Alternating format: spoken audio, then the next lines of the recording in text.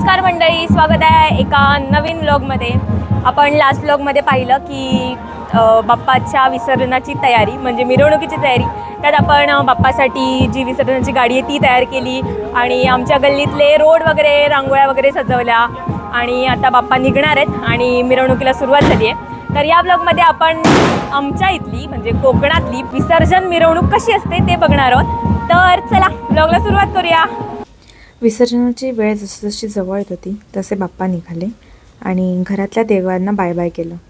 गणपती बाप्पा मंगल मूर्ती, गणपती बाप्पा मंगल मूर्ती। बाप्पाला जाताना एकच सांगणं होतं, 5 दिवस आमच्या सोबत होतास तर खूप आनंद वाटला, खूप मजा केली, पण आमच्याकडून काही चुकलं असेल तर माफ कर आणि पुढच्या वर्षी आनंदात लवकर ये। विसर्जन मिरवणुकीला तर सुरुवात झालेलीच आहे आणि आता तिकडनं सगळे गल्लीतले सगळे बाप्पा एक एक करून निघतायत। आपला बाप्पाही निघालेला आहे आता बाहेर आणि बऱ्यापैकी सगळ्यांनी नाचायला वगैरे सुरुवात केलेली आहे। तर आता आपण मिरवणुकीत जाऊया। यावर्षी तुमची लेझिम का नाही आहे? लेझिमचा कंटाळा आलाय सगळ्यांना। मग आता असंच विसर्जन डान्स मध्ये विसर्जन आता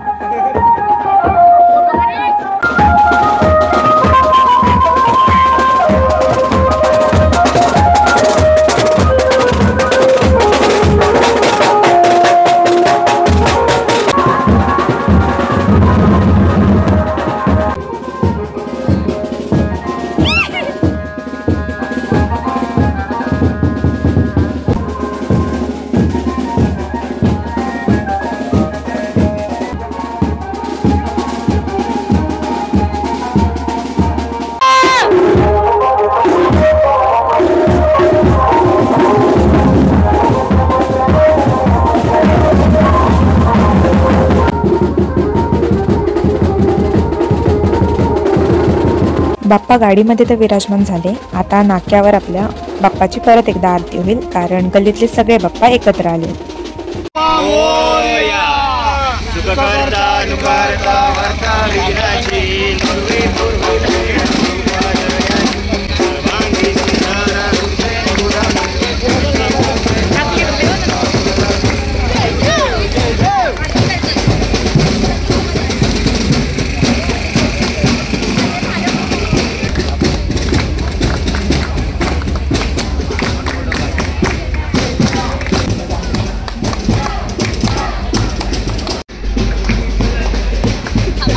बाप्पा थांबा, होऊ द्या आरती।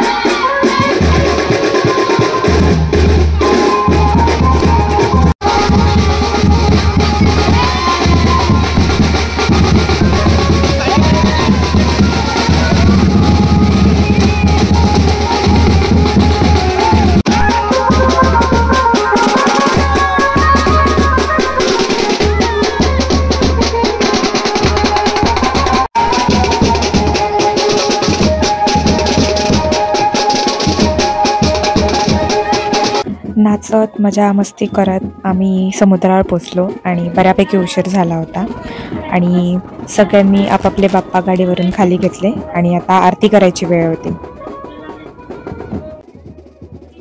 बाप्पाला नैवेद्य दाखवायचा म्हणून बाप्पांनी नारळ फोडला आणि मग आता नैवेद्य दाखवून बाप्पाची आरती करायची म्हणून तीच सगळी तयारी चालू होती। 5 दिवस बाप्पा आपल्यासोबत असल्यामुळे खूपच आनंद वाटत होता आणि आता अचानकच विसर्जन, त्यामुळे थोडं तर वाईट वाटतच होतं आणि आता बाप्पाला निरोप द्यायला आम्ही समुद्रावर आलो होतो।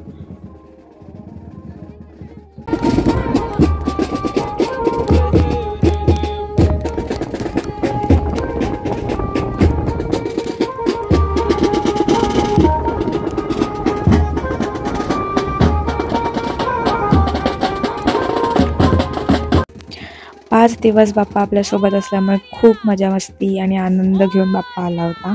आणि आता बाप्पाला निरोप देताना खूप वाईट वाटत होतं. गणपती बाप्पा मोरया, पुढच्या वर्षी लवकर या. विसर्जन झालंय आता आणि आम्ही आलोय घरी. आणि विसर्जनानंतरचा माझा लुक हा असा गायचा होता. आणि मखर खाली झाला आणि आता त्या रिकाम्या मखराकडे बघवत नव्हतं, एवढं वाईट वाटत होतं. कारण जेवढ्या आनंदाने बाप्पाला बोलवलं होतं, आता बाप्पा नाही आहे तर त्या खाली खाली मखर अजिबात चांगलं वाटत नव्हतं. सर्वांना असंच आनंदात राहू दे आणि पुढच्या वर्षी लवकर ये, एवढंच सांगितलं बाप्पाला.